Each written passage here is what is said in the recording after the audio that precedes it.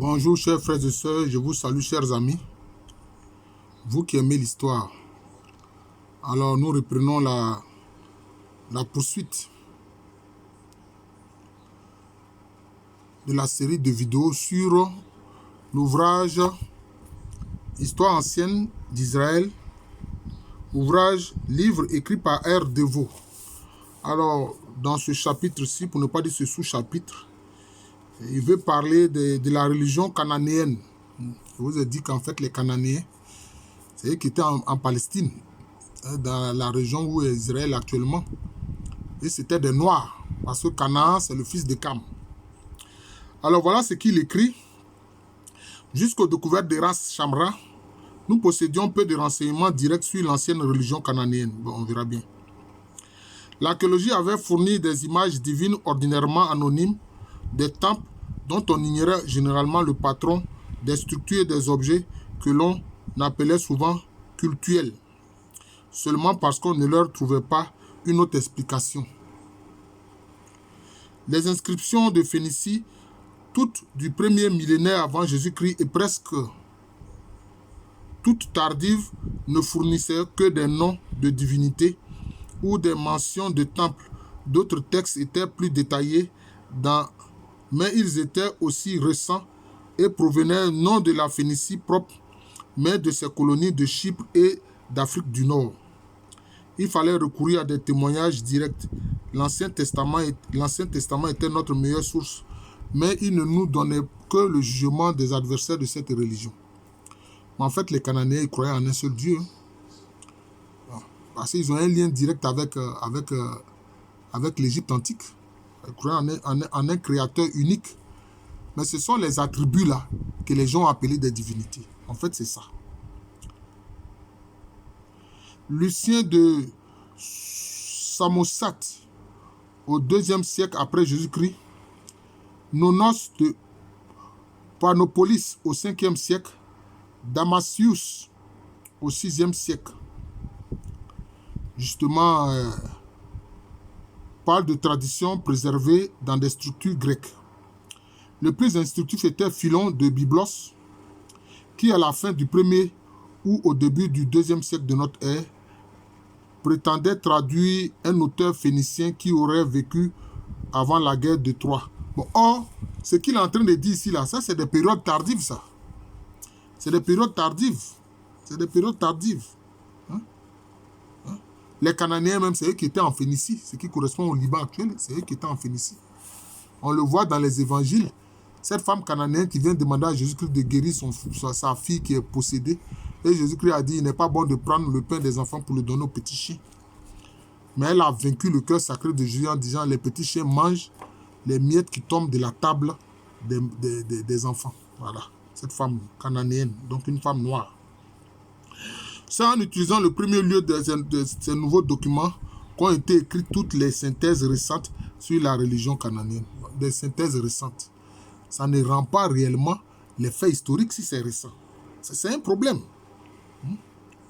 D'autre part, il est certain que les grands poèmes mythologiques reflètent un état de la religion plus ancien que celui des textes rituels et un état différent. Parce qu'effectivement, quand on prend la Bible fustige ces cultes-là, ces croyances de ces peuples que les Hébreux ont trouvés quand ils sont arrivés en Palestine.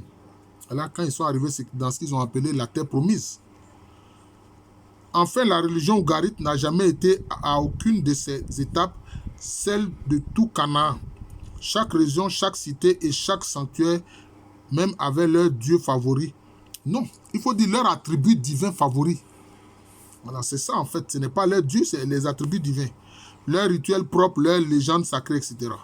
Dans un pays aussi compartimenté géographiquement et politiquement, on ne peut pas supposer une unité religieuse. Mais or, lui-même, il le dit. Pendant longtemps, les Nessoutes, c'est-à-dire les rois de l'Égypte antique, ont contrôlé ces zones-là. Ils ont contrôlé ces zones. Voilà. Ils étaient dirigeants de ces zones. Les chefs qui étaient là leur reconnaissaient l'autorité royale. Donc, c'est cela. Voilà.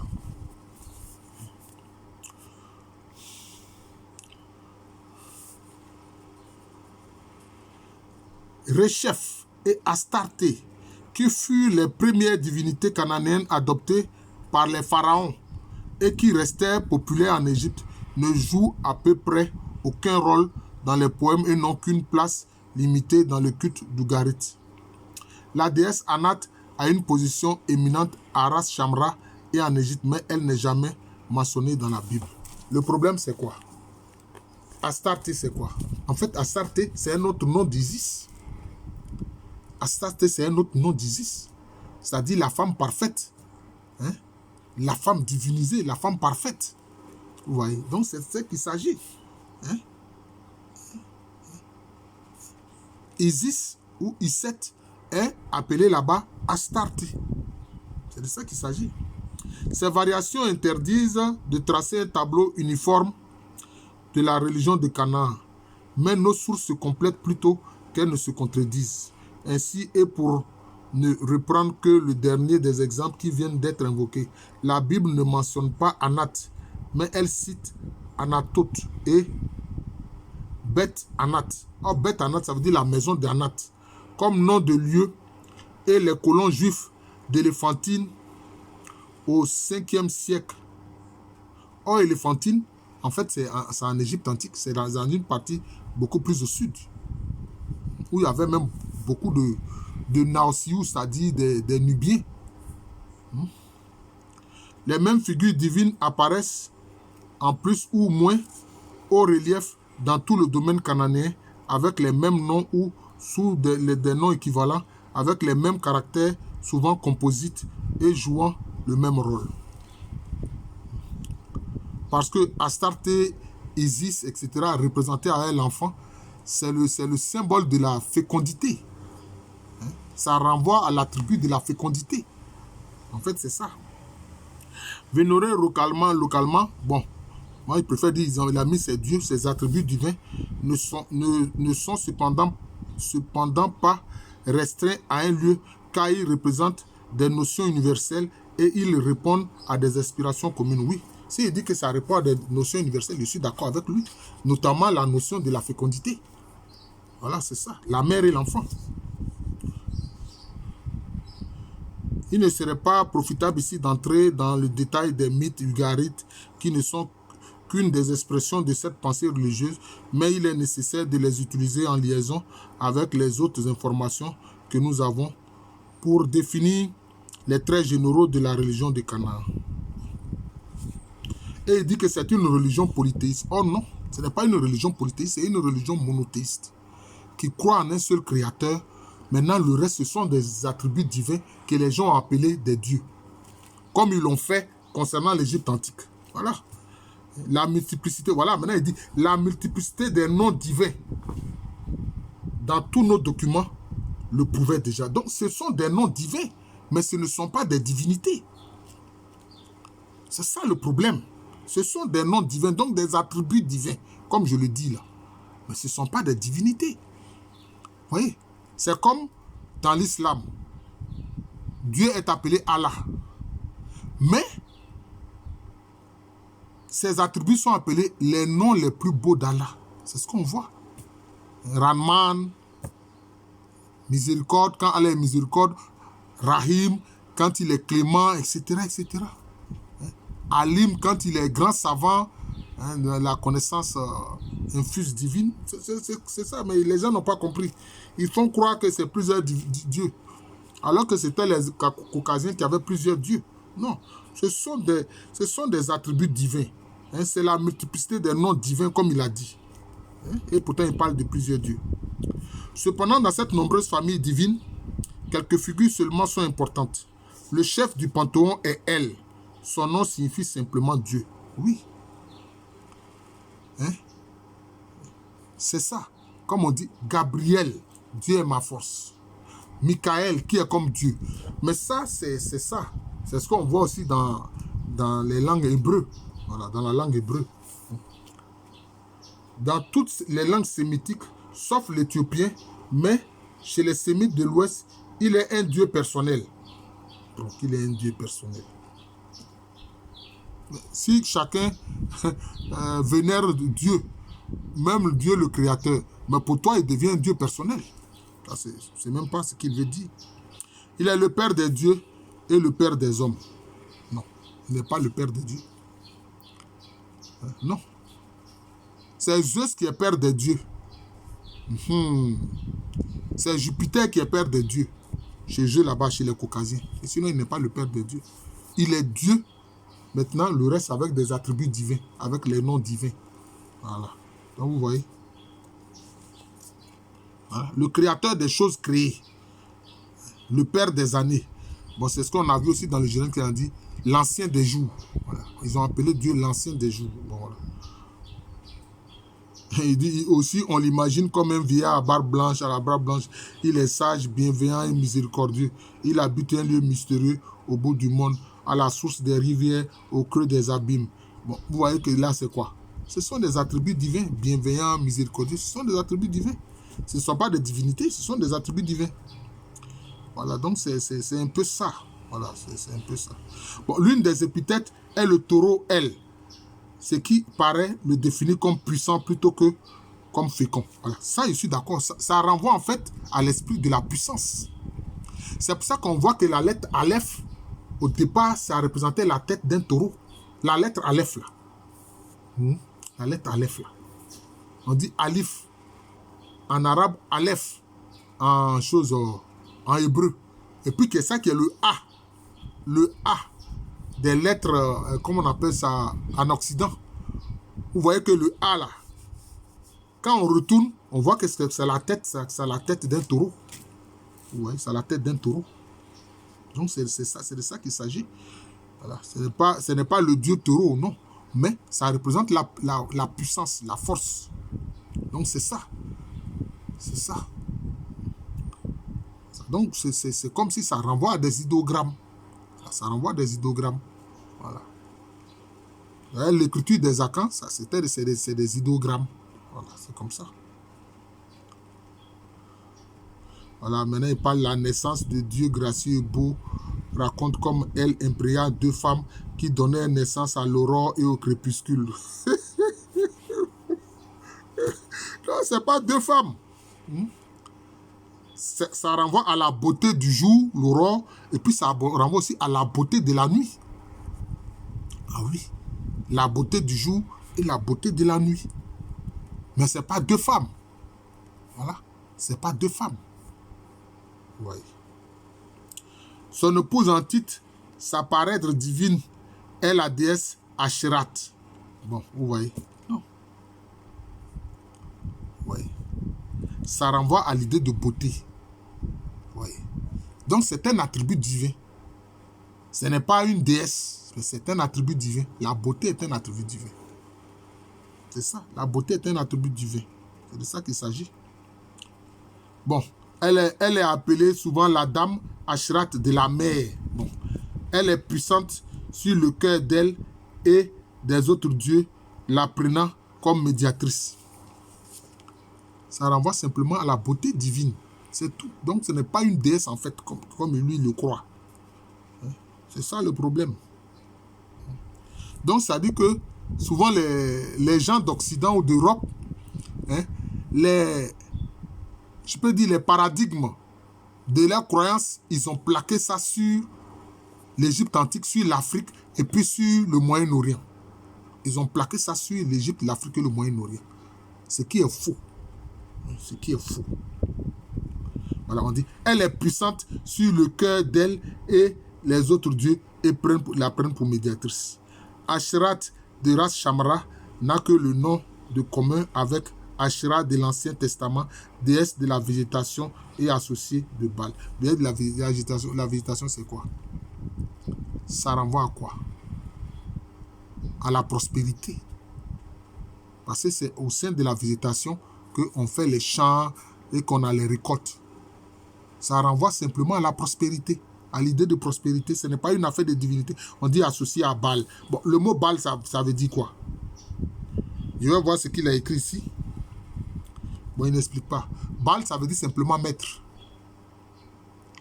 Baal, ça veut dire simplement maître. Vous comprenez? Alors qu'on voit dans l'Ancien Testament des prophètes qui critiquent Baal et ils le présentent comme un dieu. Alors que c'est un mot qui veut dire simplement maître. Parce que les gens estiment que la divinité est leur maître. Ou bien les attributs divins sont des maîtres. Vous voyez? Baal en tant que tel, ce n'est pas le nom d'une divinité. Non. Vous voyez? Or, dans l'Ancien Testament, c'est présenté comme une divinité. Or, c'est pas ça. Baal, ça veut dire simplement maître. Voilà. Ouais, donc, cela veut dire qu'un élève pouvait appeler son enseignant Baal. Parce que c'est son maître qui lui donne un enseignement. Vous voyez, c'est ça le problème. Mais dans les poèmes de Ras Shamra, ce couple respectable est éclipsé par deux jeunes dieux turbulents, Baal et sa sœur et amante Anat. Et il est possible qu'il soit entré secondairement dans le panthéon cananéen. Or, Anat est un autre nom de Ashrat. C'est un autre nom de Ashrat, en fait. Voilà. Toujours l'idée de la beauté divine, de la fécondité divine. Voilà, donc c'est ça. Est-ce que dans la Bible même, Yahvé ne dit pas à Abraham que moi aussi, j'ai comme des saints, comme une mère qui veille sur des enfants, donc comme je vais veiller sur toi. Comme une mère a des saints pour veiller sur son enfant, de même moi aussi, je vais veiller sur toi. Voilà. Même si une mère abandonne son enfant, moi je ne t'abandonnerai pas. Vous voyez, donc c'est ça. Ça renvoie à des attributs divins. C'est ça, c'est tout. Oh. Voilà maintenant ce qu'il écrit ici. Vous voyez, on en vient maintenant. Voilà ce qu'il écrit ici. Baal porte un nom commun, le maître, c'est ce que je disais, qui est devenu son nom personnel, mais il a aussi un nom propre. Mais est-ce que les disciples de Jésus ne l'appelaient pas maître? Ils l'appelaient maître. Les disciples de Jésus, ils appelaient Jésus comment? Oh, maître. Il dit notre maître. Donc, on peut dire qu'ils appelaient Jésus Baal. Vous voyez, voilà le problème. Voilà le problème. On a besoin de... Bon, on dit quoi? Baal est certes considéré comme un fils d'El, qui est le père de tous les dieux. Non. Il s'agit d'attributs divins. Mais il a appelé avec instance le fils de Dagan. Or, Dagan est un dieu spécialement honoré dans la région du Haut et du Moyen Euphrate, où le nom Anat est aussi attesté très tôt. Dagan aussi était, en fait, un attribut divin qui était vénéré par, comment on appelle ça, ceux qui étaient à Gaza, notamment les peuples de la mer, notamment les Philistins. Les Philistins. Vénérés par les Philistins. Mais les Philistins, eux, ce ne sont pas des Cananéens.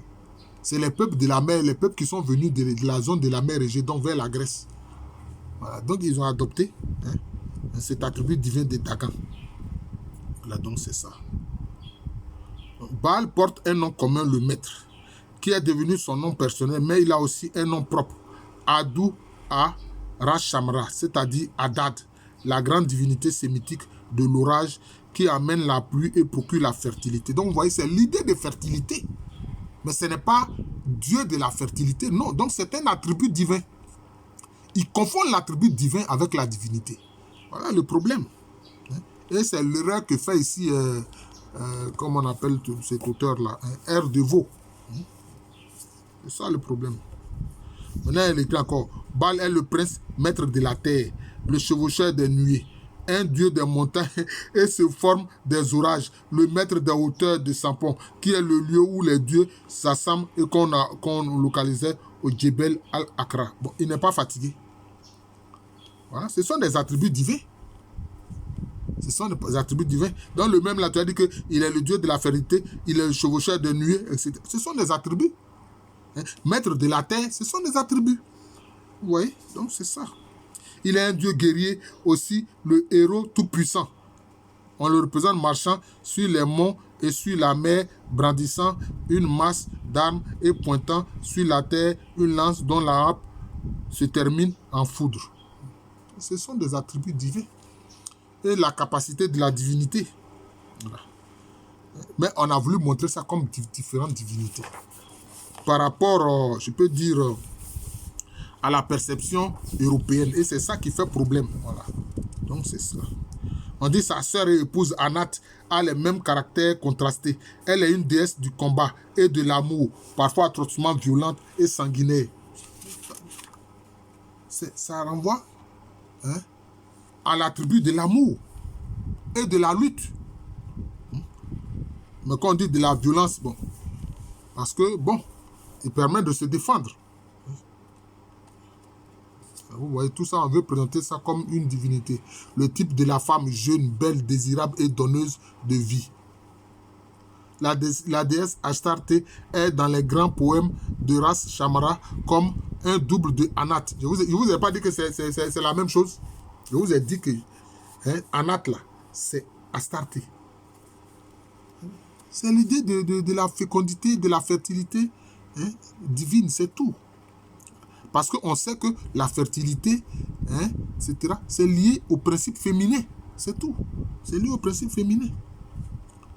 Bon, il écrit ici, en Égypte, elle a eu une popularité au moins égale à celle de Anat, à qui elle est souvent associée. En Palestine, au moins d'après l'Ancien Testament, elle a éclipsé Anat et les deux déesses ont été plus tard réunies sous le nom de Atargatis, la grande déesse syrienne à l'époque hellénistique.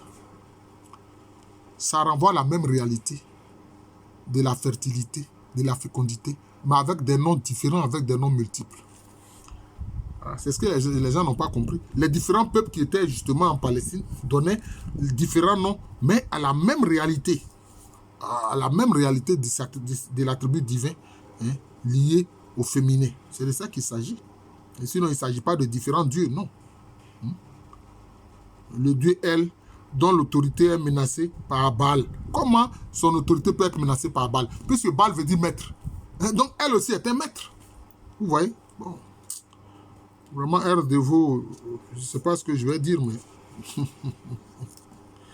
je ne sais pas ce que je vais dire, mais bon, c'est...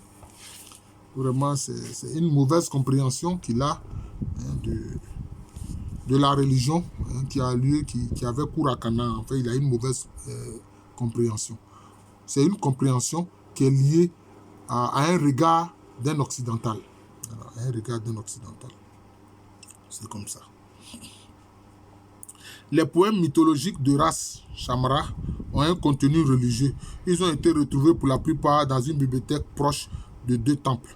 Ils ont été écrits sous la dictée des prêtres. Il faut donc admettre qu'il avait un rapport avec le culte, mais il est certainement exagéré de considérer tous ces mythes comme l'accompagnement de rites ou même comme les livrets de drames liturgiques joués dans le temple. En fait, l'usage rituel n'est évident que pour un seul texte. La naissance de Dieu gracieux. Non, c'est l'attribut de la grâce. Non, et non de Dieu gracieux au pluriel, non. Bon. Les cycles de Baal et l'épopée d'Akat Danel. Bon, vraiment. Nous sommes en fait très mal informés sur le culte ugaritique. Bon, là au moins il avoue cela. Le rituel de sacrifice public offert par les hommes et le roi et par les femmes et la reine ugarite en expiation de péchés qui sont confessés. La confession des péchés, ce n'est pas nouveau. Un autre rituel prescrivant des sacrifices pour le jour de la nouvelle lune du mois premier du 20 ou simplement du premier mois des ablutions pour le 13e jour des sacrifices pour le 14e jour. Les ablutions, c'est quoi? C'est pas nouveau. C'est la pureté rituelle. La pureté rituelle, maintenant, quand on a fait les ablutions, la pureté rituelle, maintenant, ça permet maintenant de pouvoir aller participer maintenant au culte, voilà, ou aux sacrifices qui se font. Le vocabulaire sacrificiel était différent à Ugarit et en Israël, comme plus tard il sera différent à Carthage. Il dit le vocabulaire. Mais le vocabulaire, c'est lié à quoi? C'est lié à la langue. Donc, chacun utilise sa langue, mais ça peut renvoyer aux mêmes réalités. C'est ça. Par exemple, l'holocauste des prophètes de Baal et celui d'Élie sur le Carmel sont préparés de la même manière. Oui. C'est-à-dire qu'on a mis la victime sur du bois. Et puis, bon, voilà. Maintenant, on dit, ils vont invoquer chacun son Dieu pour voir si le feu du ciel va venir brûler. On dit c'est Élie qui a gagné. Voilà. C'est-à-dire que Yahvé, par son prophète Élie, a gagné. Et on dit, les prêtres de Baal ont échoué. Baal qui veut dire simplement maître. Les textes rituels de Ras Shamra attribuent au roi un rôle actif dans le culte. Ce rôle est également mis en lumière dans les poèmes épiques. Bon, le rôle du roi, c'est quoi? Le roi, il est roi, mais aussi il est prêtre. C'était le cas des Nessout. Le Nessout, là, il est roi, mais il est prêtre. Celui qu'on appelle improprement pharaon, le Nessout, là, il est roi et puis il est prêtre. On a vu le cas d'Akhenati ou Akhenaton. Mais il peut déléguer son rôle de prêtre à des personnes. Il peut déléguer cela. C'est comme on le voit chez les Akans. Le roi, là, c'est lui qui préside en fait au culte des ancêtres royaux. Mais il peut déléguer ce pouvoir-là à quelqu'un pour le faire à sa place. C'est comme ça. À côté des prêtres apparaissent les Kadeshim, un mot que la Bible met en rapport avec la prostitution sacrée. Mais les textes de Ras Shamra ne suggèrent rien de pareil. La prostitution sacrée. Non. Est-ce que vraiment R. il sait ce qu'il dit? La prostitution sacrée, ça c'était en Grèce. Et puis à Rome. Non. Ces peuples-là ne pouvaient jamais tolérer une prostitution dite sacrée. Non. Parce que la prostitution, c'est une souillure. C'est une souillure. Voilà. C'est une souillure. Donc, jamais. C'est une erreur de penser que ces peuples-là pratiquaient la prostitution sacrée. Ce n'est pas vrai. Voilà. Les Aphrodites et autres, là, ça, c'est en Grèce. Ce n'est pas dans cette région du pays des Cananéens. Les Cananéens ne font pas cela. Voilà. Puisqu'ils sont de même extraction que les anciens Égyptiens. Si les anciens Égyptiens ne le faisaient pas, les Cananéens ne le faisaient pas. Donc la pression sacrée dont il parle, c'est totalement imaginaire. Totalement imaginaire. Les textes culturels ne nous éclairent guère sur les sentiments qui animent les fidèles de la religion cananéenne. Il nous faudrait avoir les prières qu'ils avaient composées. Mais il suffit de voir les prières que disaient les anciens Égyptiens. C'est tout. C'est tout. Il représente Ashtar, la burlesque, statue qu'on a donnée à Baal. Bon, Ashtar, c'est encore un autre nom du principe ou de l'attribut divin de la fécondité, de la maternité divine. Voilà, c'est cela. Voilà, ici encore, il parle de... Lorsqu'il décrivent les actions sexuelles des dieux avec une crudité insupportable et en utilisant des mots à double entente, des industriels marchands du Garit. Il n'a rien compris. Non. Ce sont les deux principes. Le principe masculin et le principe féminin. C'est tout. Ce n'est pas une action sexuelle, non. C'est le principe masculin et le principe féminin. Parce que ce sont ces deux principes-là qui permettent quoi? La perpétuation de la vie. C'est tout. Donc c'est la rencontre du principe masculin et du principe féminin. Mais cela ne veut pas dire que c'est sexuel. C'est au niveau des êtres humains que c'est sexuel. Voilà, c'est au niveau des êtres humains que c'est sexuel. Mais c'est la rencontre du masculin et du féminin. Au plan spirituel. Voilà. Lui, il confond ça avec l'acte sexuel. L'acte sexuel, c'est au niveau des êtres humains. Et bon, des animaux qui copulent. Voilà, qui copulent. Mais c'est le principe de la rencontre du masculin et du féminin. Bon, voilà, donc c'est cela. Le conflit entre Yahvé et Baal éclata dès l'entrée en Canaan. La religion nouvelle n'avait aucune place pour les mythes cananéens qui fournissent seulement une imagerie littéraire pour célébrer la toute-puissance de Yahvé, l'unique, et lui consacrer les trophées des dieux vaincus. Non. Ce sont des attributs divins.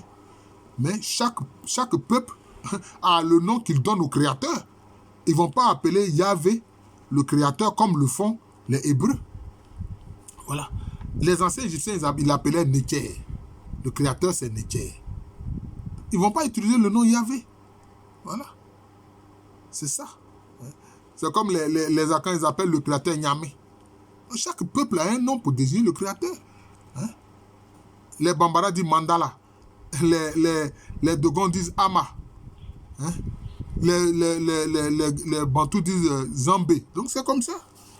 Mais on a présenté ça comme un Dieu unique, Yahvé, qui fait la guerre aux différentes divinités du pays des Cananéens. Oh, ce n'est pas différentes divinités, non. C'est une seule divinité, mais qui avait des attributs. hein, qui avait des attributs. Vous comprenez ça. Il y a beaucoup d'éléments cananéens dans l'ordonnance des fêtes et des sacrifices d'Israël. Ah, voilà. Vous n'avez pas dit que c'est deux dieux qui se combattent, mais voilà qu'ils ont pris des éléments auprès des Cananéens. Les Hébreux ont pris des éléments auprès des Cananéens. L'abondance des fêtes et des sacrifices d'Israël. Mais ces emprunts eux-mêmes étaient un aspect du conflit. Pourquoi? Pas forcément. Baal était combattu avec ses propres armes. Oh, Baal, ça veut dire simplement maître.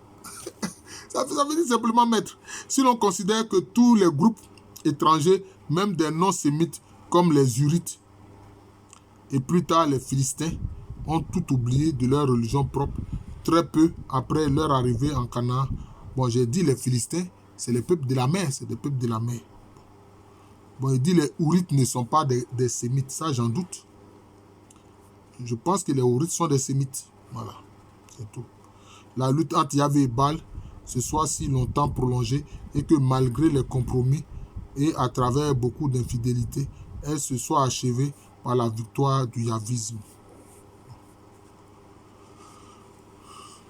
Mais en fait, le nom Yahvé était utilisé en Judée, c'est-à-dire dans la partie sud du pays. Mais en Israël, dans la partie non, c'était le nom Elohé qui était utilisé. Donc avec toujours la racine L. Avec toujours la racine L. Mais finalement, les Juifs aujourd'hui, est-ce qu'ils utilisent le nom Yahvé? Ils n'utilisent pas le nom de Dieu Yahvé. D'après eux, par respect, ils n'utilisent pas le nom, ils préfèrent dire Hachem, c'est-à-dire le nom. Ou bien Adonai, Seigneur. Voilà, donc c'est ça. Je vous remercie. Donc, je vais continuer la série de vidéos sur l'ouvrage de R. Deveau. La prochaine, il a intitulé ça Les origines d'Israël. Bon, donc on va regarder et puis on va commenter ça. Je vous remercie. Je suis le professeur Alou Kwame René, professeur titulaire d'histoire à l'université Félix Houphouët-Boigny, université qui est à Abidjan, dans le quartier de Cocody, c'est en Côte d'Ivoire, un pays situé en Afrique de l'Ouest.